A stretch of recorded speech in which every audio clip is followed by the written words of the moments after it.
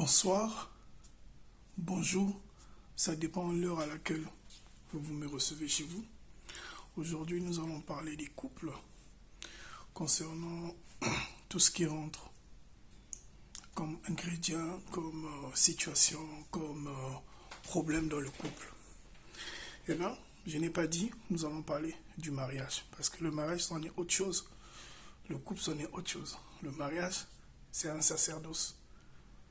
Il faut doter et marier. Là, on peut parler du mariage. Mais lorsque nous parlons des couples, ou d'un couple, cela revient à dire, nous parlons de deux personnes qui se sont mis ensemble. Ils se sont mis ensemble. Donc, l'appréhension de la situation ou des situations diffèrent par rapport à ceux qui sont dans le mariage. Parce que le mariage, lorsqu'on casse le mariage, il faut partir au tribunal, il faut qu'il y ait des avocats, il y a des procédures à suivre. Le couple, vous pouvez vivre maritalement. C'est-à-dire, c'est arrivé, vous étiez fiancés, et bien vous avez eu soit une histoire comme ça, et après, il y a eu un enfant, ou il y a eu des enfants, et vous vivez maritalement. C'est vrai que c'est une forme de mariage, mais qui n'est pas totalement reconnue de façon légale. Donc, rapidement, nous allons essayer un peu de papoter là-dessus et évoquer certains points, parce qu'il y a des points d'ombre, tout comme il y a des points aussi, je dirais, bénéfiques. Alors, dans le couple, nous remarquons qu'il y a beaucoup de problèmes. Ça peut être du côté de la femme, ça peut être du côté de l'homme. Ça peut être des deux côtés des familles et qui n'arrivent pas à s'accepter. Mais aujourd'hui, je voulais simplement insister sur un fait, que ce soit toi, ma soeur, que ce soit toi, mon frère. Permettez-moi de vous tutoyer. Le langage sera plus direct. Donc, sinon on peut dire que ce soit vous, les proposés, vous les fiancés, vous les amoureux, vous les sentimentalistes. Lorsque je dis vous voyez la connotation change et ça titille un peu, c'est pas bon. Aujourd'hui, nous avons constaté que beaucoup de couples présentent des situations assez difficiles. Difficiles pourquoi? Parce que parfois c'est du côté de l'homme, parfois c'est du côté de la femme. Et pourtant, lorsque deux personnes se découvrent, lorsque deux personnes s'acceptent, lorsque deux personnes communiquent pour vivre une vie d'ensemble, au début, on se promet mots et merveilles. Au début, c'est le paradis. Au début, c'est vraiment la lune. C'est des journées entières. C'est tout ce qui est waouh. Et avec le temps, avec la fréquentation, la fréquentation lorsque vous êtes à deux, mais les fréquentations, ça peut être les parents, ça peut être les amis, ça peut être l'entourage. Là, les choses commencent à changer. Aujourd'hui, je voulais simplement souligner un fait. Ça peut être du côté de votre mari, ça peut être du côté de votre femme. Il faudrait que vous sachiez une seule chose, que vous devriez vous accepter. Vous devriez regarder ensemble. Vous devriez combattre tout ce qui semble secouer votre couple. Peu importe, nous avons beaucoup plus de gens qui sont des chrétiens, des gens qui sont des musulmans, des gens qui prient, des gens qui pratiquent. Mais ce n'est pas toujours facile. Pourquoi? surtout lorsque les points de vue ecclésiastiques, c'est-à-dire que le courant religieux, le courant de croyance diffère. Là aussi, c'est un problème. Et même lorsque vous priez ensemble dans une même église, que ce soit dans les mêmes mosquées, ou peu importe ce que vous êtes, il y a aussi des problèmes. Simplement, nous croyons que l'amour, c'est un cours de mathématiques. C'est-à-dire, lorsque la femme fait ou pose tel acte, la femme se dit, je veux poser tel acte, et après je veux voir comment le monsieur va réagir. Mais lorsque la femme pose l'acte, la femme oublie que le monsieur aussi, lui, il a son cerveau, il a sa moelle épinière, il a sa conscience, il a reçu une éducation, il a une famille, il va aussi réagir. Mais il ne va pas réagir de la même façon. Parce que généralement, nous avons l'habitude de vivre nos amours, nous avons l'habitude de vivre nos sentiments, nous avons l'habitude de vivre nos vies communes avec les oreilles. Je veux m'expliquer. Avec les oreilles, comment? Généralement, lorsque vous êtes en couple, il faudrait éviter de prêter oreille. Il faudrait éviter de pouvoir se ressourcer, de pouvoir marcher sur l'expérience des autres. Ah tiens, il y a mon frère qui a eu tel problème avec sa femme. Tiens, il y a ma soeur qui a eu tel problème avec mon beau-frère. Et bien donc, moi aussi, ça sera pareil. Non. Ma soeur, tu n'es pas mariée à ton beau-frère. Et mon frère, tu n'es pas marié à ta belle-sœur. C'est-à-dire, les problèmes que vivent l'autre foyer, ce n'est pas pareil à ce que vous êtes en train de vivre, vous allez vivre, parce que chacun est appelé à porter son fardeau. Chacun est appelé à porter sa croix. Et chacun est appelé aussi à vivre sa vie. Cela ne revient pas à dire qu'on peut se partager un peu du bout des conseils. Si, on peut se partager le bout des conseils, mais à la dernière personne à pouvoir réagir, c'est vous-même. C'est toi-même. C'est l'autre. C'est votre foyer. Il faudrait que vous ayez un tribunal. Le tribunal sentimental, si on peut dénommer comme ça. Vous arrivez dans votre chambre, vous vous dites tout. Même si ça peut faire mal. Vous vous dites tout, même si ça peut faire mal à l'autre. Prenez besoin de mettre Dieu dedans. Parce que beaucoup des maisons, beaucoup des maisons qui sont en train de s'écrouler, ces maisons-là s'écroulent, ces couples-là se disloquent, ces foyers-là, les foyers se déchirent. Simplement, on veut mettre Dieu au centre de nos problèmes. Alors que Dieu lui-même, il a dit, le bien et le mal est au milieu de vous. C'est à vous de voir ce que vous devez faire. Nous avons une conscience. Si nous commençons à prendre la fuite, on n'a pas dit que Dieu n'est pas là. Avec Dieu, nous ferons des exploits. On dit avec Dieu, nous ferons des exploits.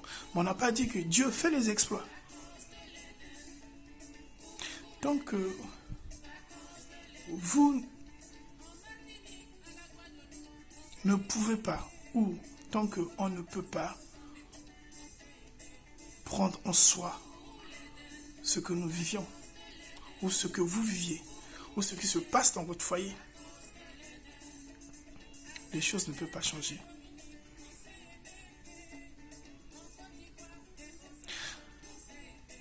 Essayez de pouvoir reconnaître vos torts. Essayez de pouvoir dire pardon à votre mari, à votre femme. Essayez de pouvoir se rabaisser. C'est très important. Essayez de pouvoir mettre l'eau dans votre vin. Essayez de pouvoir apporter l'attention particulière à votre partenaire. Nous observons beaucoup plus les couples qui prient, mais qui ont de sérieux problèmes. Parce que la prière a pris une place d'exigence dans le foyer. Nous allons voir parfois il y a certains hommes qui passent des mois entiers, des journées entières à l'église, des mois entiers, donc des perpétuels mois. Ils sont jeunes, ils sont carêmes, ils sont toujours dans cette communion totale avec Dieu. C'est pareil aussi avec nos sœurs qui ont donné une place de choix. Une place de choix au pasteur par rapport à leur mariage. Tout ce que le pasteur dit, tout ce que l'homme de Dieu va dire, elles s'appliquent à la ligne. Ou elles s'appliquent à la lettre. Mais posons-nous la question, est-ce que vous êtes marié au pasteur? Le pasteur a son foyer.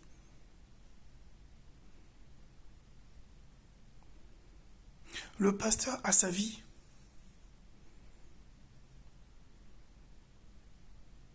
Mes frères et sœurs, essayez d'être comme les chrétiens de Béret qui vérifiaient toutes les paroles libérées. Les hommes de Dieu ont leur toit.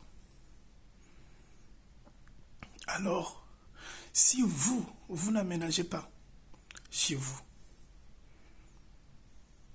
qui viendra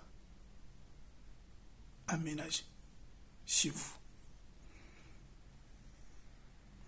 On a vu des femmes, le matin, elles se lèvent, elles vont à la prière, c'est pas mauvais. Elle revient à la maison, elle travaille un tout petit peu, elle repart à l'église, c'est pas mauvais. Le soir, elle est à l'église, c'est pas mauvais. Mais est-ce que vous vous êtes posé la question? À quel moment prendrez-vous soin de vos maris? Est-ce que vous vous êtes posé cette question-là? À quel moment prenez-vous soin de votre maison, de vos enfants?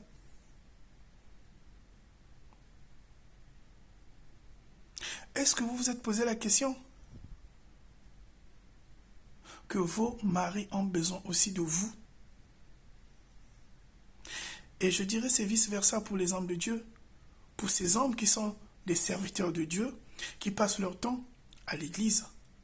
Je ne peux pas dire que non, mais quand on est pasteur, donc du lundi à lundi ou du 1er au 31, on est effacé à la maison.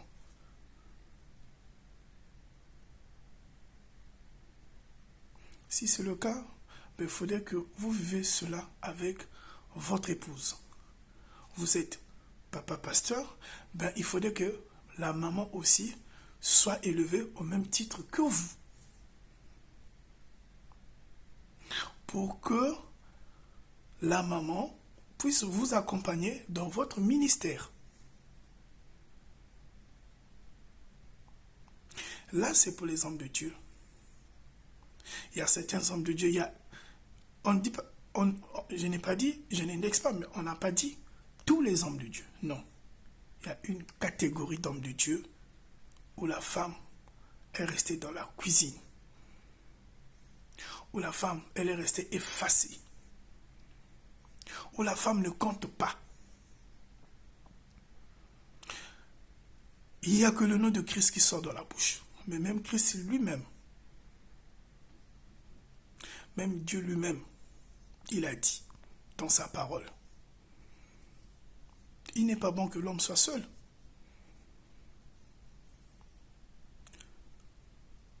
Qui trouve une femme trouve le bonheur. Et vous avez trouvé une femme, mais vous l'avez égarée dans votre maison. Vous vous occupez de vos activités ecclésiastiques. Ce n'est pas mauvais. Mais essayez aussi de pêcher votre femme, c'est-à-dire de tirer votre femme avec vous, puisque c'est votre côte. Elle doit vous accompagner dans ce que vous faites. Pourquoi elle est restée à l'écart? Pourquoi c'est juste les dimanches qu'elle doit venir à l'église? Pourquoi elle ne peut pas vous conseiller? Pourquoi elle ne peut pas savoir ce que vous faites? Et pour les sœurs, vous qui êtes des servantes de l'Éternel,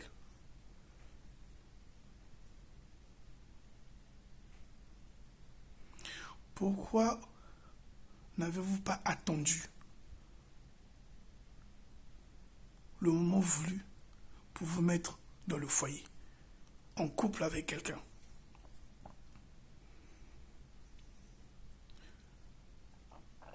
J'ai bien dit,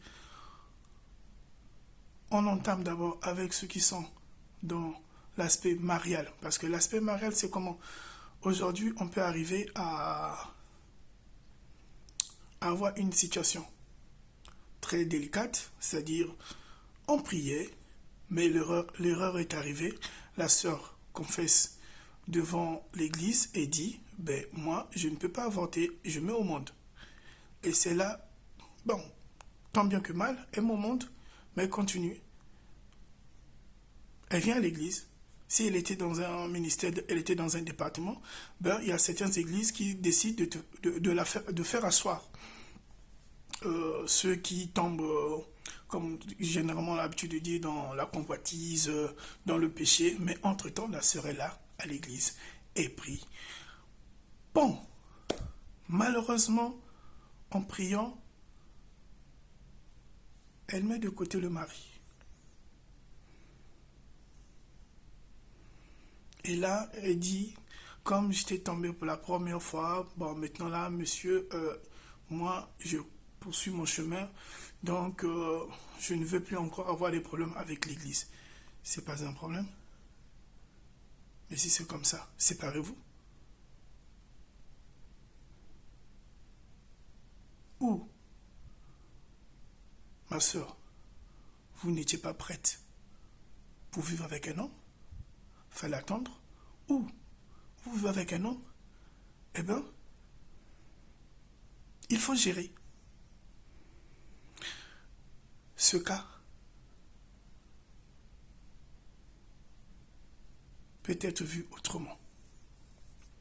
Mais nous allons aussi évoquer des couples qui ont des sérieux problèmes au niveau de la communication, c'est-à-dire que le dialogue interne dans le couple n'existe pas. L'influence parentale au sein de ce couple, ou au sein d'un couple. Donc parfois ça peut être la famille du monsieur qui veut chapeauter tout, qui veut tout connaître, qui veut tout gérer, qui donne même des dictats à leur fils, et le fils quand il arrive à la maison, il impose. Tout comme la famille de madame.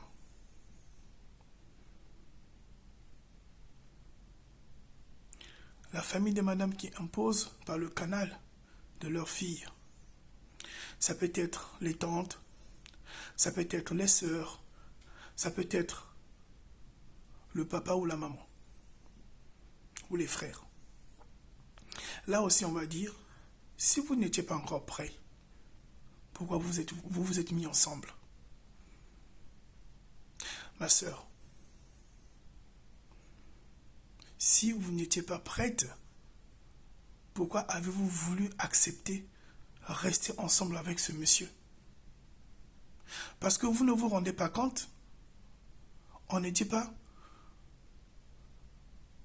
on dit couple parce qu'on est deux, on ne dit pas trouble. Pour être à trois. Lorsque deux personnes marchent ensemble, lorsqu'ils regardent dans la même direction, ils vont loin.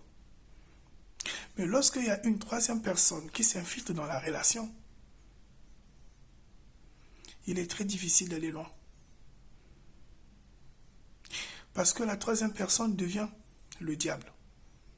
Et c'est ce qui s'est passé au temps d'Adam et Ève dans le jardin d'Éden. Adam était heureux avec Ève. Mais lorsque le diable s'était positionné pour s'infiltrer dans leur relation,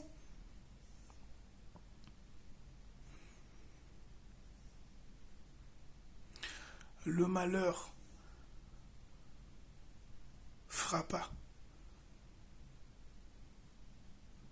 Adam. Comme toujours, c'est l'homme qui paye. Le petit bonheur que Adam avait vécu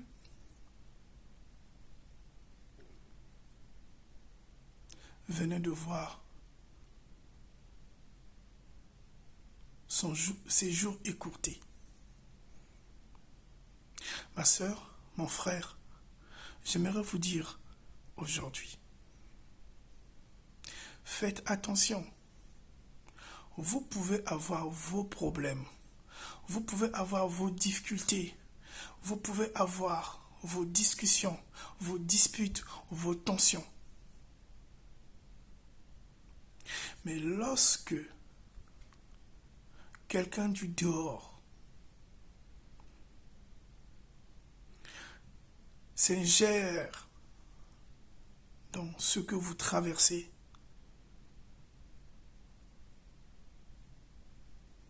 sachez-le, il faudrait que vous teniez bon. Sinon, tôt ou tard, c'est le divorce. Tôt ou tard, c'est la séparation. Parce que parmi vous, il y aura soit votre mari, il y aura soit votre femme. Je me réserve de dire épouse parce que là, je n'ai pas parlé de la mairie. Donc votre femme ou votre mari, l'un de vous va se retirer. Même si ça ne sort pas du fort intérieur pour le moment. Même si l'autre ne vous le dit pas. Mais votre partenaire est en train de supporter. Donc c'est à force de supporter les situations, à force de vivre intérieurement, à force de gérer dans la solitude, dans la tristesse, dans la douleur,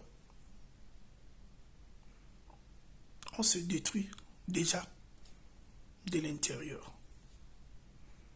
On pleure à l'intérieur. On souffre à l'intérieur. On gémit à l'intérieur. on cache cela avec le sourire.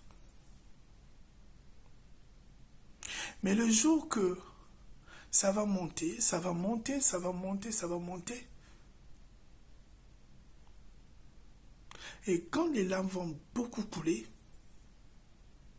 on va essuyer les larmes. À la fin, on va dire, ça suffit.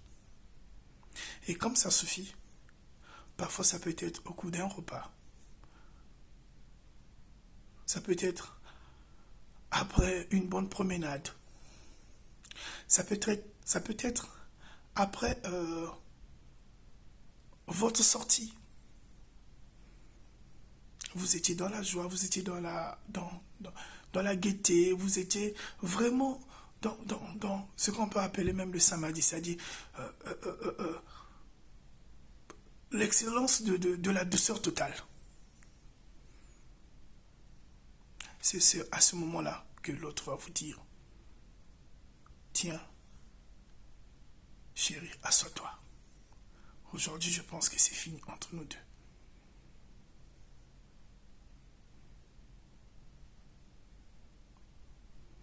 Parce que lorsque vous vous êtes connus, vous n'étiez que deux personnes.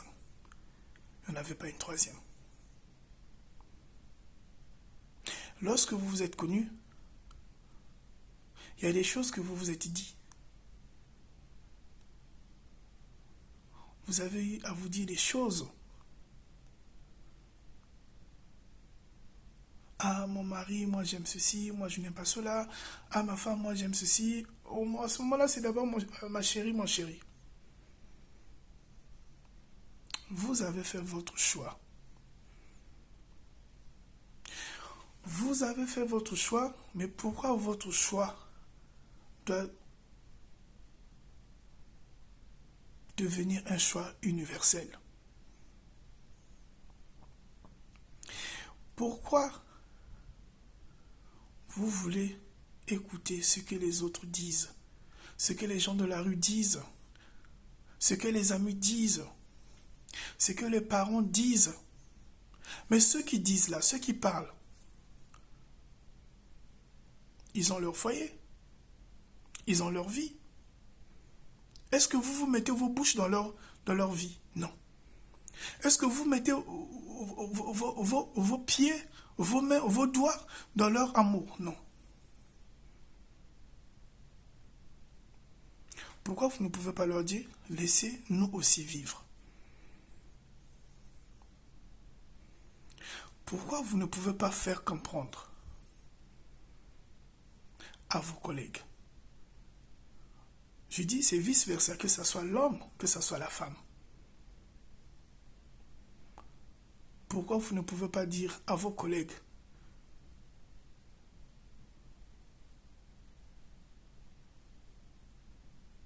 pourquoi vous ne pouvez pas dire à vos parents, pourquoi vous ne pouvez pas dire à tous ceux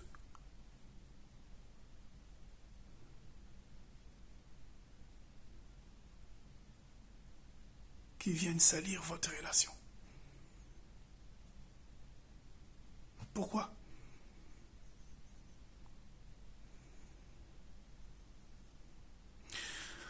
Nous avons l'habitude de pouvoir souligner aussi des faits, puisque nous sommes dans la même société, que tiens, moi, avec mon passé, je fais attention. Mon frère, ma soeur,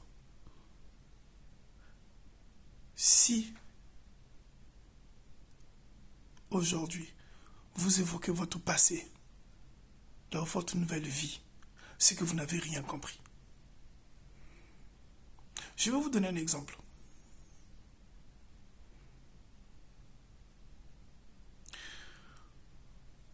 Vous revenez de quelque part, vous étiez dans la rue,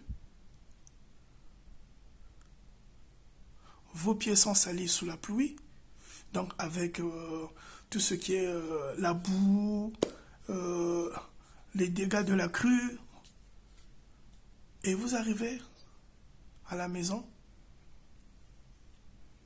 La maison a été bien nettoyée, bien carrelée. Donc, je dirais, la maison est bien carrelée, nettoyée, propreté.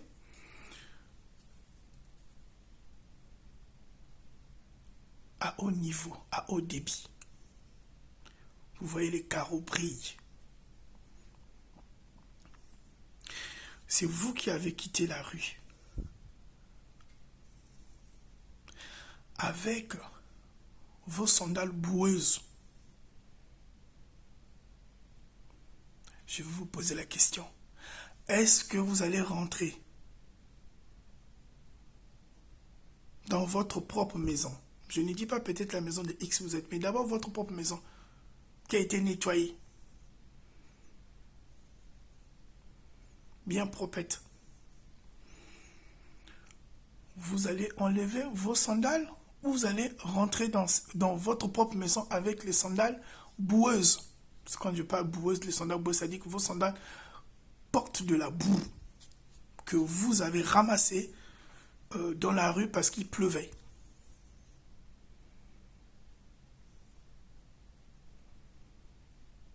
Les relations sont comme telles.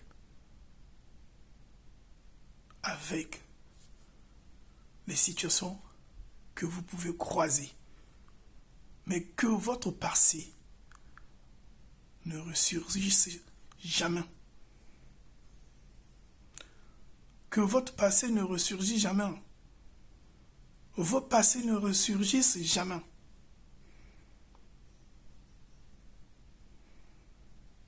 Ah tiens, moi j'ai eu un tel problème avec X, Y, Z. Vous étiez avec X, Y.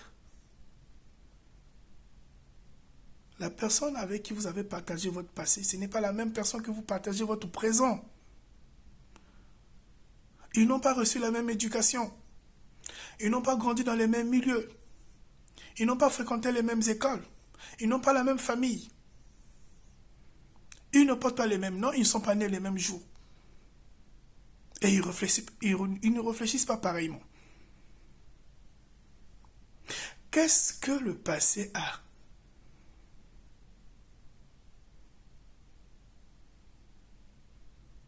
Qu'est-ce que le passé a dans votre relation?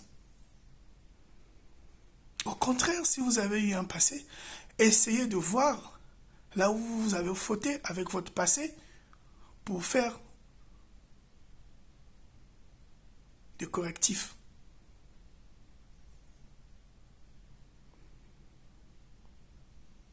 Sinon, vous allez rentrer dans cette maison qui est bien nettoyée, bien propre, avec des sandales boueuses.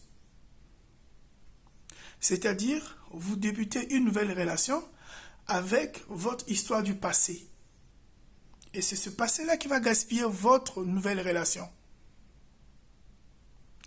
Donc, si on comprend bien, si ce n'est pas les parents, les amis, les connaissances, l'entourage, mais ce que vous vous mettez dans la tête, ce que vous pensiez, ça détruit. La pauvreté d'un couple,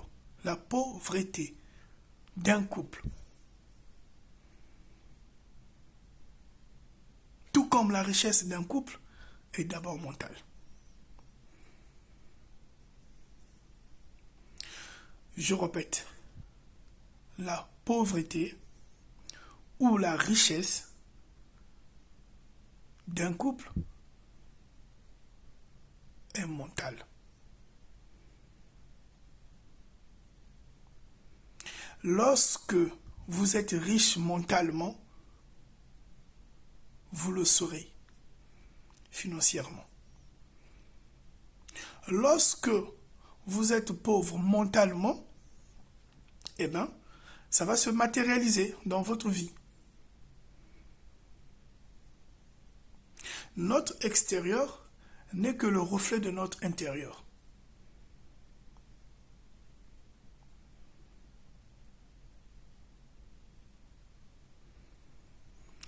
Lorsque je parle de la pauvreté, on n'évoque pas les sous.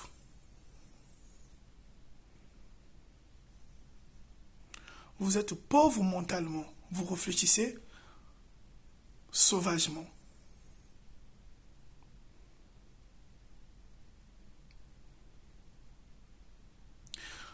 Vous réfléchissez à l'envers. Et ça pose problème dans les ménages. Simplement parce que vous voyez les choses à votre façon. Vous voyez les choses à votre manière. Et associé encore, surtout, avec l'entourage malsain.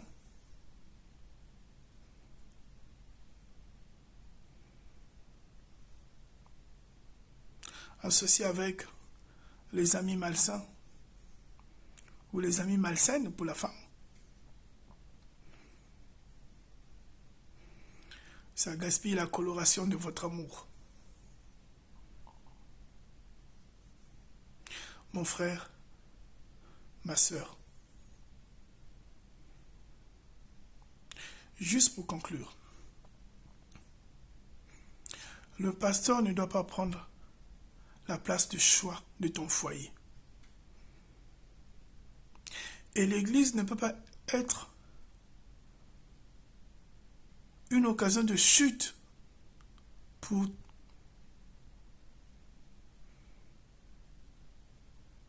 te déchirer avec ton mari ou avec ta femme.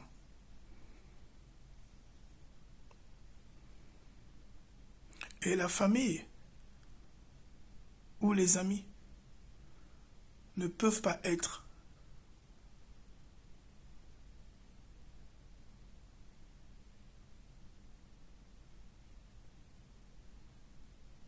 la famille, les amis ou ton entourage ne peuvent pas être ta chute pour détruire ce que tu as commencé à assumer.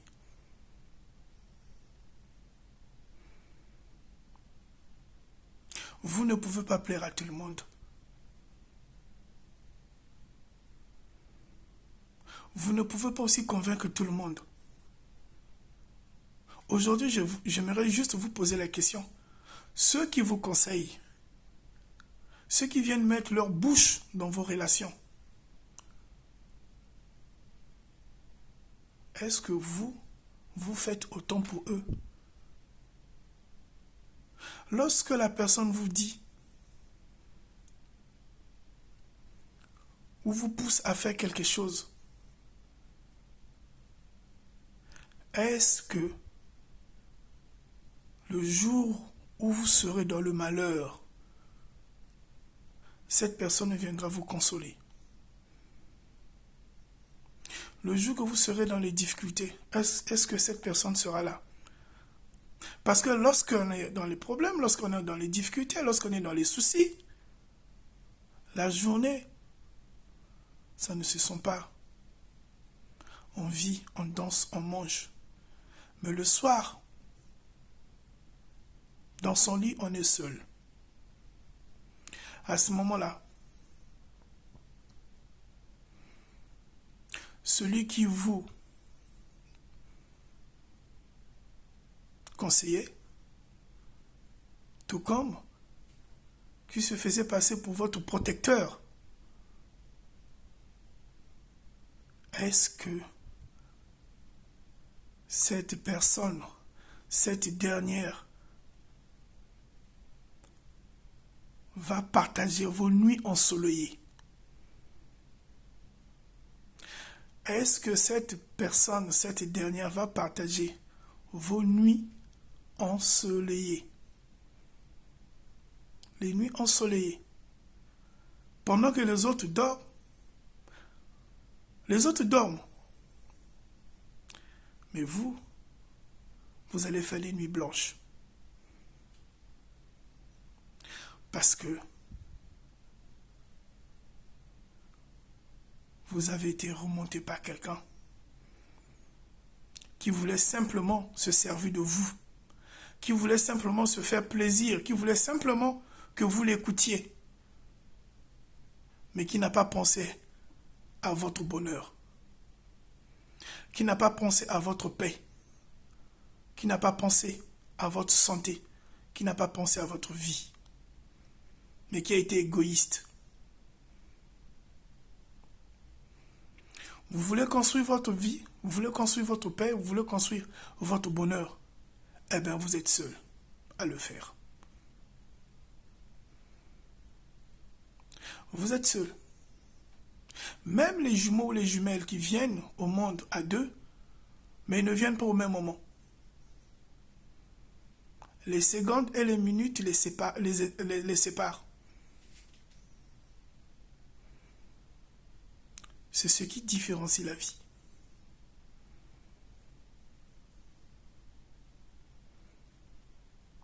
Pour aujourd'hui, j'en ai terminé. Merci de m'avoir accueilli chez vous et on se retrouve la semaine prochaine. Big up.